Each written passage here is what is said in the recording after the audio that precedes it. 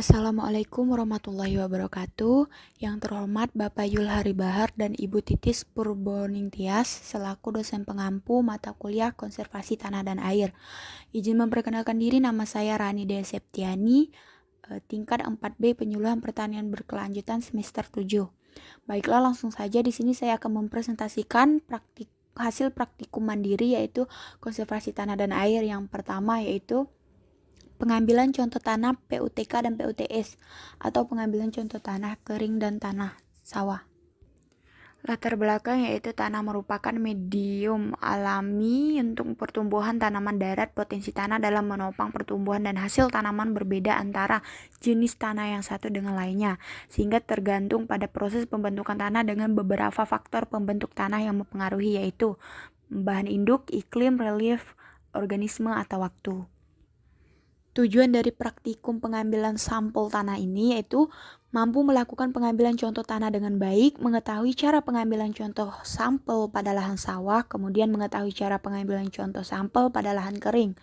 Selain itu, mengidentifikasi kendala yang dihadapi dalam pengambilan contoh sampel. Tinjauan pustaka dari pengambilan contoh sampel ini yaitu mengambil contoh tanah. Terdapat contoh terduga, yaitu tanah yang diambil dipilih berdasarkan satuan pemetaan yang ditemui pada areal survei. Kemudian ada contoh acak atau random sample yang sedemikian rupa sehingga pada saat tanah di daerah survei mempunyai kesempatan yang sama. Selanjutnya yaitu contoh acak bertingkat, yaitu pengelompokan populasi dari yang heterogen ke strata homogen adalah satu cara yang paling efektif untuk dapat meningkatkan akurasi pengambilan contoh tanah. Selanjutnya yaitu contoh sistematik, yang merupakan pengambilan contoh tanah. Dengan cara ini ditentukan dengan sistem grid, yaitu berjarak sama pada kedua arah. Poin yang kedua yaitu sifat fisik tanah. Di sini ada tekstur tanah, yang mana ini mengacu kepada kehalusan atau kekasaran tanah. Tekstur tanah antara lain ada ya pasir berlempung, kemudian ada lempung berpasir, lempung berdebu, lempung berliat, ada lempung liat berpasir, lempung liat berdebu, liat berpasir, berdebu, dan liat.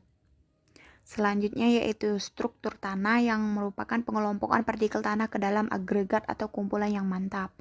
Kemudian ada konsistensi, yang merupakan kekuatan daya kohesi butir-butir tanah atau daya adhesi butir-butir tanah dengan benda lain. Selanjutnya yaitu ada poritas, yang merupakan total pori dalam tanah, yaitu ruang dalam tanah yang ditempati oleh air dan udara. Dan di sini ada suhu tanah yang sedemikian berpengaruh pada tanaman. Pengukuran biasanya dilakukan pada kedalaman 5 cm sampai 100 cm.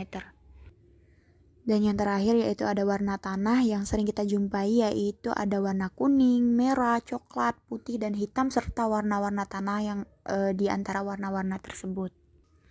Poin yang ketiga yaitu sifat kimia tanah. Yang pertama ada derajat keasaman tanah yang dipergunakan untuk menentukan tingkat keasaman atau kebasahan terhadap tanah. Kemudian ada si organik, yang merupakan bahan organik tanah hasil perombakan dan penyusunan yang dilakukan jasad renik tanah. Jadi senyawa penyusunannya adalah tidak jauh berbeda dengan senyawa aslinya, yang tentunya dalam hal ini ada berbagai tambahan seperti glukosamin, sifat fisika, dan dipengaruhi oleh bahan organik tanah. Dan yang terakhir ada N-total, yang merupakan unsur hara makro esensial yang menyusun sekitar 1,5% bobot tanaman dan berfungsi terutama dalam pembakaran protein atau pembentukan protein. Selanjutnya yaitu mode praktikum yang dilaksanakan pada 2 November 2021 yang berlokasi di Desa Muara Jeka, Kecamatan Sandai, Kabupaten Ketapang, Provinsi Kalimantan Barat. Untuk alat dan bahan yang digunakan di sini ada spidol, label, kantong plastik, pisau, ember, sekop, cangkul, bor tanah, dan kamera. Untuk cara kerjanya, yang pertama tentukan tempat pengambilan contoh tanah individu, kemudian bersihkan rumput-rumput, bebatuan yang ada di permukaan tanah sekitar area, dan ambil contoh tanah sawah dan tanah kering dengan menggunakan sekop atau cangkul. Lakukan sampai dengan beberapa titik, 5-8 titik, disesuaikan dengan kondisi lahan masing-masing. Kemudian campur dan aduk rata semua contoh tanah individu dalam ember plastik. Kemudian ambil sekitar 1 kilo dan masukkan ke dalam plastik, dan jangan lupa dokumentasi. Kemudian untuk hasil dan pembahasan yaitu pada tanah sawah, cara yang digunakan dalam praktikum ini dengan cara acak atau random sampel dengan menentukan 8 titik pengambilan. Kendala yang dihadapi yaitu pengambilan sampel tanah, ditemukan banyak gulma yang berada di lahan sawah, kemudian ditemukan tanaman sisa-sisa yang dapat menghambat proses pengambilan contoh tanah sawah. Sedangkan pada tanah kering yaitu digunakan dengan cara acak random juga dengan menentukan 5 titik pengambilan, dan proses pengambilan ini terdapat beberapa kendala. Salah satunya itu pengambilan tanah kering ini ditemukan bebatuan kerikil di sekitar tanah kering yang menghambat proses pengambilan contoh tanah kering, dan terdapat juga sisa-sisa tanaman pada lahan praktikum sehingga mempersulit kegiatan pengambilan sampel. Yang terakhir yaitu kesimpulan. Jadi dari pengambilan contoh tanah ini sangat penting dilakukan sesuai dengan ketentuan dan prosedur yang sudah ditetapkan, karena apabila dilakukan tidak sesuai dengan ketentuannya akan berakibat pada hasil pengujian saat diuji di laboratorium. Cara atau proses pengambilan yang digunakan pada lahan sawah dan lahan kering yaitu menggunakan cara acak atau random sample. Selanjutnya yaitu poin pengamatan jenis-jenis erosi. Latar belakang di sini, erosi merupakan indikator adanya kesenjangan pada pemanfaatan atau penggunaan lahan di suatu wilayah. Namun perlu diketahui bahwasanya erosi juga dapat terjadi secara alami. Yang dimaksud di sini adalah erosi yang berakibat oleh aktivitas manusia. Tujuannya yaitu untuk mengetahui faktor yang terjadi pada lahan yang diamati, mengetahui jenis erosi yang terjadi pada lahan, kemudian mengetahui teknik konservasi yang cocok diterapkan pada lahan yang diamati.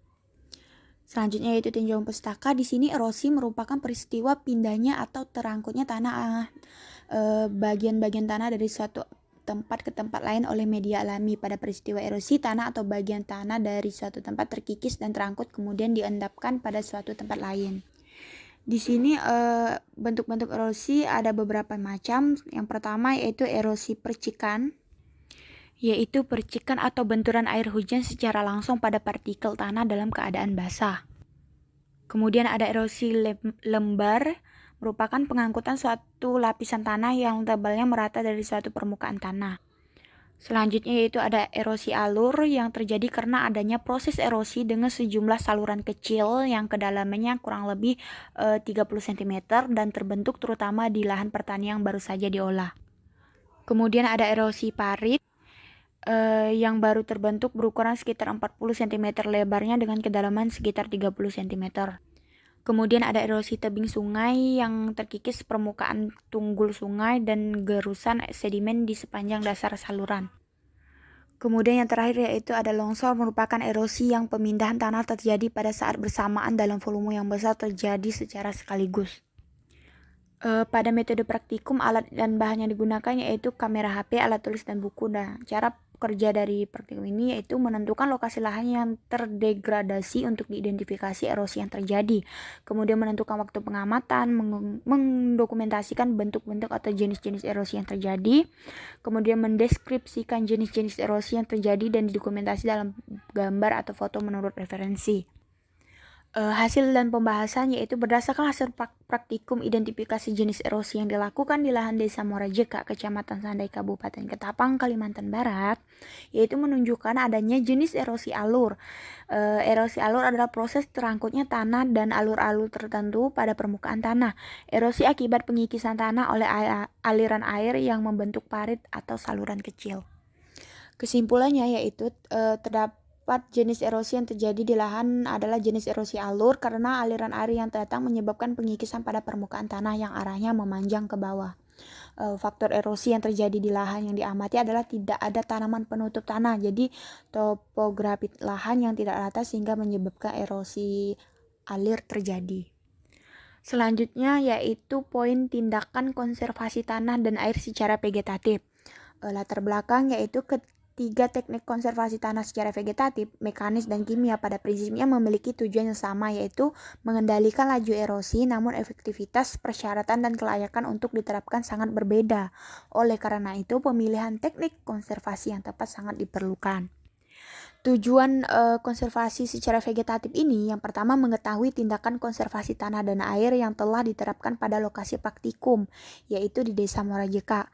Kemudian mengetahui upaya penanganan konservasi tanah dan air secara vegetatif. Tinjauan pustaka yaitu metode vegetatif merupakan kegiatan mengendalikan atau memanfaatkan peranan dan fungsi tanaman. Jadi di sini metode vegetatif juga dapat diartikan sebagai upaya rehabilitas dan konservasi lahan dengan menanam beberapa jenis tanaman pohon atau tanaman lainnya yang menjaga penutup tanah agar dapat mengikat butir tanah secara lebih kuat.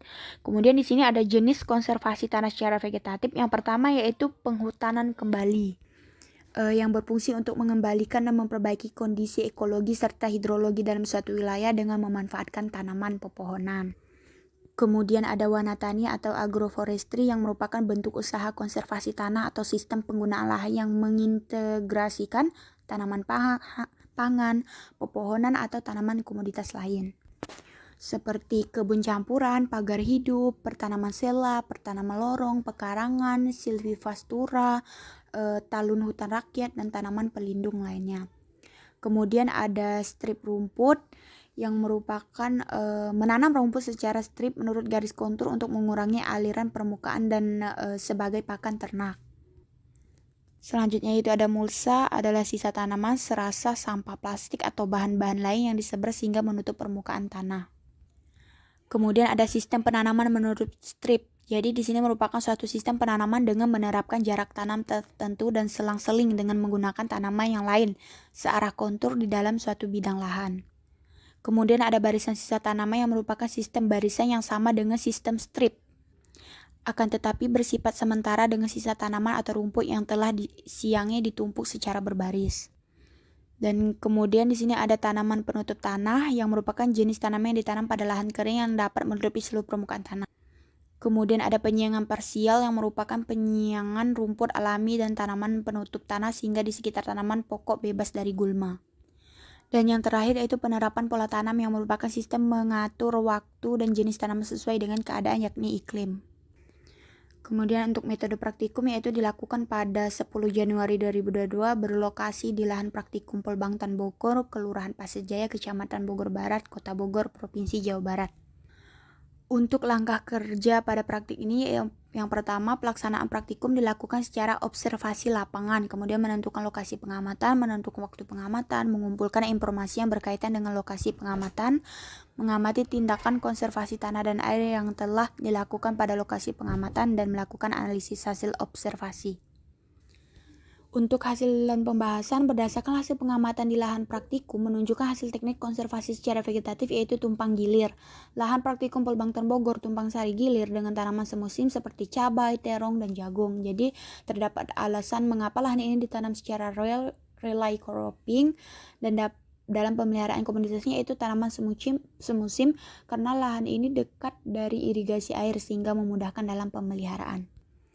Kesimpulannya yaitu lahan praktikum Polbangtan Bogor memilih teknik konservasi tanah dan air secara vegetatif dan tumpang sari gilir karena lahan yang digunakan dekat dari irigasi air sehingga dalam pemilihan komoditas juga tanaman semusim sehingga memudahkan dalam pemeliharaan.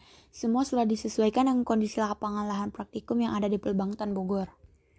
Selanjutnya yaitu poin perhitungan neraca air. Bisa kita lihat pada tabel ini dari bulan Januari sampai bulan Desember, yaitu telah dilakukan perhitungan mulai dari defisit, surplus, runoff, dan lain sebagainya. Kemudian untuk pembahasannya itu berdasarkan data analisis neraca air menunjukkan bahwa awal musim hujan terjadi pada bulan November karena curah hujan pada bulan November meningkat drastis dari bulan sebelumnya. Sedangkan awal musim kemarau terjadi pada bulan Juni karena curah hujan mengalami penurunan secara drastis dari bulan sebelumnya. Berdasarkan data hasil analisis neraca air menunjukkan total surplus air pada musim hujan yaitu 2170 mm, sedangkan total defisit air pada musim kemarau yaitu 262 mm. Nah, maka dari itu di sini upaya yang akan dilakukan yaitu untuk meningkatkan indeks pertanaman pada wilayah Banyuasin khususnya yaitu dengan melihat masa tanam dan masa panen dalam satu tahun pada lahan yang sama yaitu dengan pengelolaan sumber daya air yang dititik beratkan untuk menyediakan air irigasi untuk tanaman dengan memanfaatkan potensi sumber daya air yang ada sehingga penanaman padi dapat dilakukan 2 kali dalam setahun sesuai dengan ketersediaan air. Untuk yang terakhir yaitu poin pembuatan lubang resapan biofori. Di sini dalam rangka pemanfaatan sumber daya alam baik berupa tanah dan air perlu direncanakan dan dikelola secara tepat melalui suatu sistem pengelolaan lubang resapan biopori atau LRB. Nah, salah satu upaya pokok dalam pengelolaan LRB adalah berupa pengaturan keseimbangan pada lingkungan yang kurang daerah peresapan. Tujuan dari praktikum ini yaitu untuk mengerti dan memahami proses dan mekanisme pembuatan lubang resapan biopori serta pemeliharaannya, kemudian mengetahui tindakan konservasi tanah dan air yang telah diterapkan pada lokasi tersebut, menjelaskan fungsi, keunggulan, dan manfaat dari pembuatan lubang resapan biopori. Untuk tinjau pustakanya yaitu biopori menurut Gria 2008 merupakan lubang-lubang kecil pada tanah yang terbentuk akibat aktivitas organisme dalam tanah seperti cacing atau pergerakan akar-akar dalam tanah. Jadi lubang tersebut akan berisi udara dan menjadi jalur mengalirnya air. Jadi air hujan tidak langsung masuk ke saluran pembuangan air tetapi meresap ke dalam tanah melalui lubang tersebut. Nah, manfaat biopori ini yang pertama yaitu mencegah banjir, tempat pembuangan sampah organik, menyuburkan tanaman, meningkatkan kualitas air dan tanah. Selain itu bisa juga untuk memaksimalkan air yang meresap ke dalam tanah sehingga menambah air tanah. Bisa membuat kompos alami dari sampah organik daripada dibakar. Kemudian mengurangi genangan air yang menimbulkan penyakit, mengurangi air hujan yang dibuang percuma ke laut, dan mengurangi risiko banjir di musim hujan. Untuk metode praktikum yaitu dilakukan pada waktu praktikum ini dilakukan pada 24 November 2021 yang berlokasi di Asrama Putra Cibalagung, Kampus Politeknik Pembangunan Pertanian Bogor. Di sini alat dan bahan yang diperlukan yaitu botol bekas 1,5 liter, sampah organik atau dedaunan, alat penggali tanah, dan cutter. Langkah kerja yang pertama, tentukan lokasi yang akan dijadikan tempat pembuatan lubang. Nah, pada area sekeliling pohon maka dibuat dengan jarak sekitar 1 sampai 1,5 meter dari batang utama. Kemudian siram tanah yang akan dijadikan sebagai tempat pembuatan biopori dengan air agar tanah menjadi lebih lunak dan mudah untuk dilubangi. Kemudian amati dan dokumentasi ke kondisi permukaan tanah, tempat di mana lubang resapan biopori dibuat, lubang resapan biopori yang dibuat, dan di kondisi awal sampah organik yang akan dimasukkan ke lubang resapan biopori. Selanjutnya itu lubangi tanah dengan menggunakan bor tanah. Usahakan buat yang tegak lurus. Buat lubang dengan kedalaman kurang lebih 50 cm sampai 1 meter dengan diameter 10 sampai 30 cm. Kemudian lapis lubang menggunakan botol bekas yang ukurannya sama dengan diameter lubang. Dan tutup lubang menggunakan kawat besi atau bisa juga memakai tutup botol bekas yang sudah dilubangi terlebih dahulu. Yang terakhir yaitu periksa kondisi sampah organik di lubang resapan biopori setelah 2 minggu atau 14 hari. Amati kondisi tanah permukaan di mana lubang resapan biopori dan dokumentasikan hasil tersebut. Nah, untuk hasil dan pembahasan setelah 2 minggu kemudian yaitu kondisi permukaan tanah setelah 14 hari lubang resapan biopori dibuat yaitu tanah gembur. Daerah genangan air sudah berkurang dan sampah-sampah organik yang sebagai media dan pengukuran bukti dari pembuatan praktikum lubang resapan biopori perlahan melapuk menjadi pupuk. Jadi kondisi sampah organik yang telah menjadi pupuk tersebut nantinya juga akan membantu proses filtrasi dan penyimpanan air kembali ke dalam tanah. Mungkin cukup sekian presentasi mengenai praktikum mandiri konservasi tanah dan air yang dapat saya sampaikan. Kurang lebihnya saya mohon maaf. Sekian, terima kasih. Wassalamualaikum warahmatullahi wabarakatuh.